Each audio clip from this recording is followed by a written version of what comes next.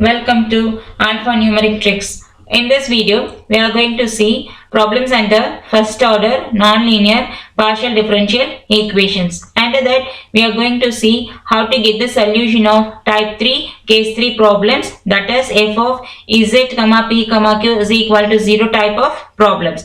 In last videos, we have seen that how to get the solution of type 3 case 1 and case 2 problems, that is f of x, p, q is equal to 0 type and f of y, p, q is equal to 0 type. Now we are going to see how to get the solution of f of z, p, q is equal to 0 type of problems one by one.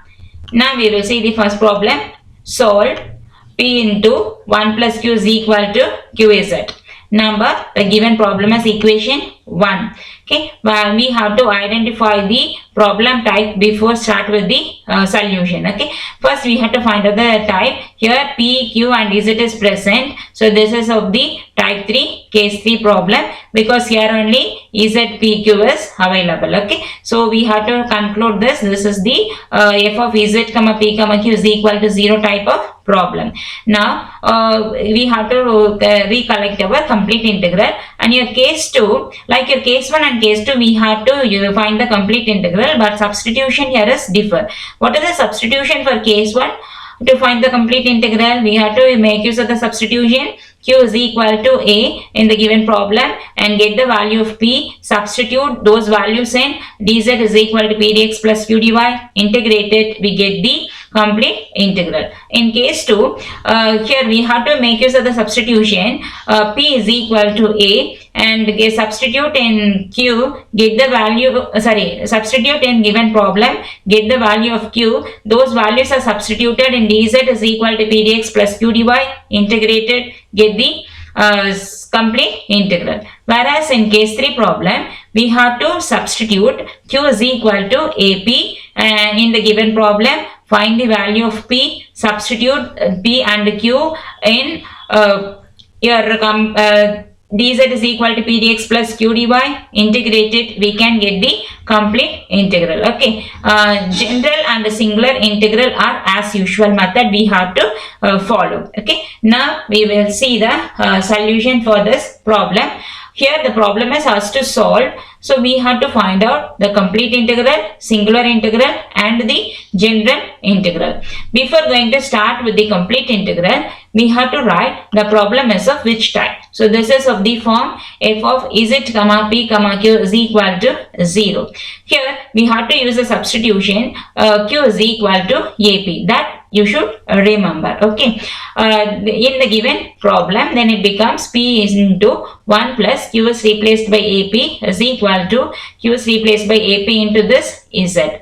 Now take that AP z to other side. Left hand side, it becomes p into 1 plus AP minus AP z is equal to 0. Here you have to take p outside because p is common, so take it outside. P into 1 plus AP minus AZ is equal to 0. From that, you know that product of two terms is equal to 0 implies at least one term should be equal to 0 or each term is 0 individually. Okay, now we are using at least one term should be equal to 0 concept, because I'll explain it later. That is, here we are writing p is not equal to 0, so this term is equal to 0. We are taking 1 plus AP minus AZ is equal to 0.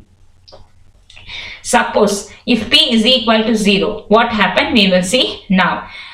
P is equal to 0, what is the value of q? Q is also equal to 0 because q is AP. So your dz becomes, dz is equal to p dx plus q dy becomes 0, because dz is equal to p value is 0, q is 0. So both are 0. So dz is equal to 0. Integrating, you get z is equal to constant. Is this a complete integral? No, it is not the complete integral. Because why?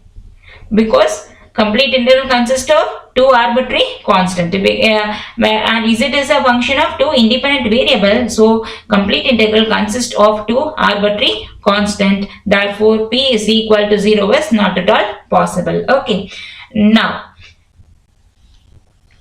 we have to take that this term is equal to 0. Only possibility is 1 plus AP minus AZ is equal to 0. So from that we have to find out the value of P. That is, you take AZ plus minus AZ to your right hand side, it becomes plus AZ, and plus 1 to other side, it becomes minus 1 divided by this A is taken to the denominator of the right hand side. So P value is equal to AZ minus 1 divided by A. And this P and Q values are substituted in dz is equal to P dx plus Q dy. Now dz is equal to P dx plus Q is replaced by AP dy. Integrating this.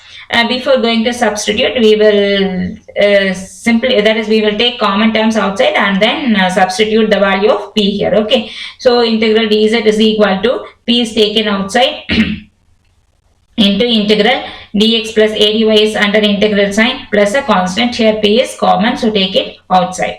Now you have to make use of the substitution for P. So integral dz is equal to P is replaced by AZ minus 1 divided by A into integral of dx plus a dy plus constant C, constant of integration C. Okay. Now you have to take this AZ minus 1 by A to your left hand side. It goes to left hand side, it goes the reciprocal, that is A by AZ minus 1 we have. Okay.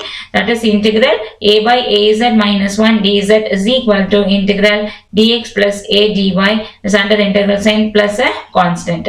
Because why we are taking this P to left hand side is the P is a function of Z, so we are combining, grouping the Z terms together. Okay, that's why your integration is easy. Integration we can do it. That's why we are taking P to other side. Okay, that this value A by AZ minus 1 to your left hand side. Okay, now we have to integrate it. What is the integration of A by AZ minus 1 into dz?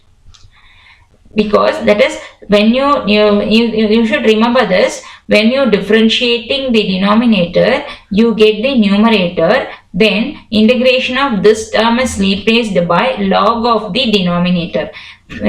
Shall we check it now? That is, what is the rule? You have to differentiate this, you get the numerator. When you're differentiating the denominator, you have A into dz minus 0. So we get A dz, numerator term we got it. So this integration we rate it as log of the denominator. So log of AZ minus 1 is our denominator, is equal to integration of dx is x plus A into integration of dy is y plus this constant. So this is our required complete integral.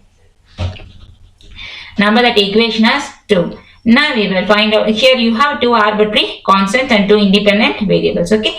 Now we have to find out the singular integral. The rule for finding singular integral is similar. That is, we have to differentiate this complete integral to partially with respect to A and C, and using the rule dou z by dou A is equal to 0, and here C is there, so dou z by dou C is equal to 0. Eliminate A and C, we can get the singular integral. But before differentiating all these terms, you check it out, the at least one constant in the complete integral separately occur or not. Here in our problem, C is separately there, so it is enough to differentiate this complete integral to partially with respect to C, enough to conclude our answer. Okay, so differentiating this, definitely dou z by differentiating this with respect to C, dou z by dou C becomes 0, is equal to this differentiation become, these two differentiation terms are 0 because it is constant, and the C differentiation with respect to C is 1. So 0 is equal to 1, which is an absurd result. We got it. That is impossible result. So we can conclude that there is no singular integral for this problem. Okay. And then here we have to find out the general integral for this. General integral is also as usual. That is, you have to make use of the substitution. C is equal to phi of A and complete integral, that is one constant in the complete integral is written as the function of the another constant. Here we are using C is equal to phi of A. Instead of, you can write A is equal to phi of C also. And after substituting this, you get this two arbitrary constants, and this equation 2 is reduced into single arbitrary constant. So you have log of AZ minus 1 is equal to x plus ay plus c is replaced by phi of a. So differentiating this partially with respect to a, we get the differentiation of log of az minus 1 is 1 by az minus 1 into differentiation of az minus 1 with respect to a is z, because a with respect to a is 1, z is constant, right as it is, minus differentiation of a with respect to 1 is 0 because it is constant, is equal to differentiation of x with respect to a is 0 plus differentiation of ay with respect to a is y alone, because y is constant, a with respect to a is 1 plus phi of a differentiation with respect to a is phi dashed of a. Okay, now eliminating a between 3 and 4, we can get the general integral. This is the conclusion we made it, because we no need to simplify further. The function phi of a is not known to us. This is the solution we can get for this problem. Now we are going to see second problem. Solve 9 into p squared z plus q squared is equal to 4.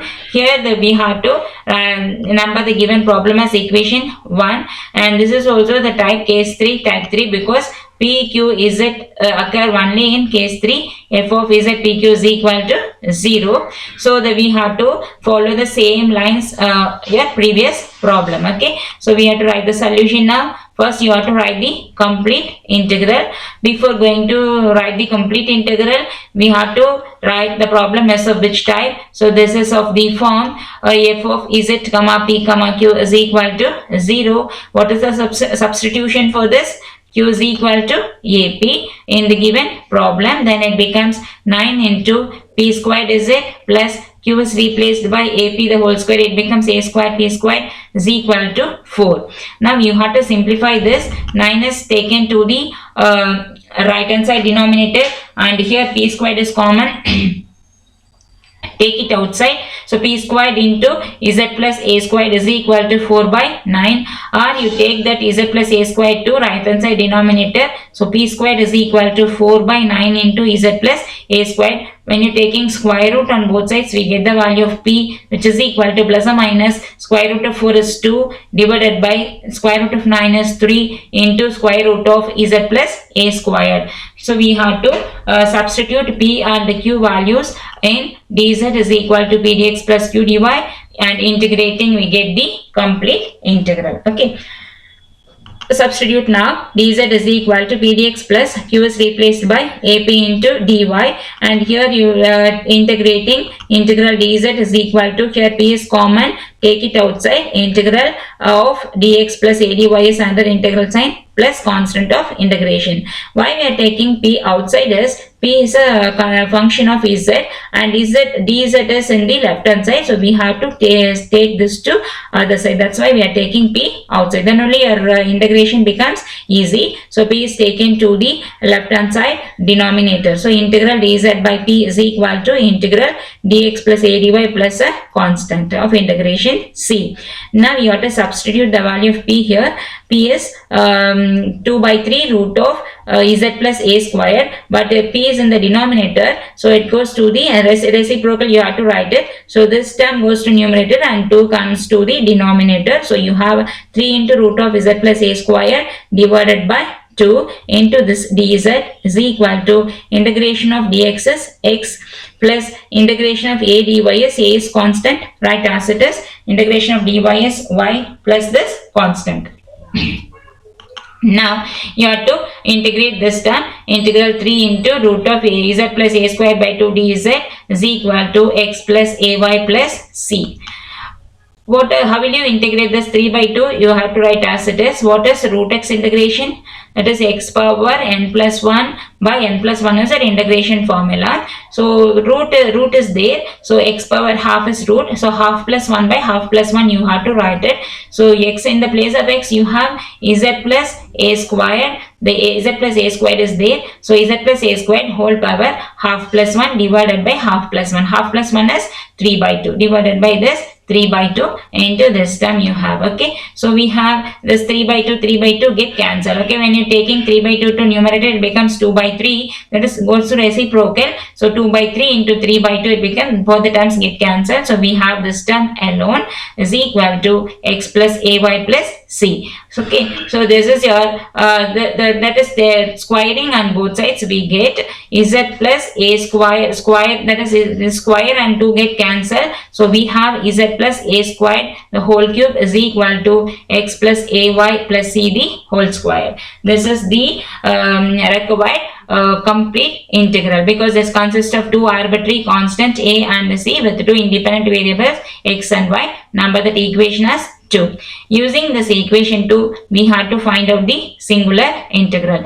As usual procedure, we had to do it. So use the rule dou z by dou a is equal to 0 and another constant is c. So you have dou z by dou c is equal to 0, and here it is c is separately there. So it is enough to differentiate this with respect to c alone. Okay, and we conclude the result. So differentiating equation 2 partially with respect to c, we get 0 is equal to 1 here this side.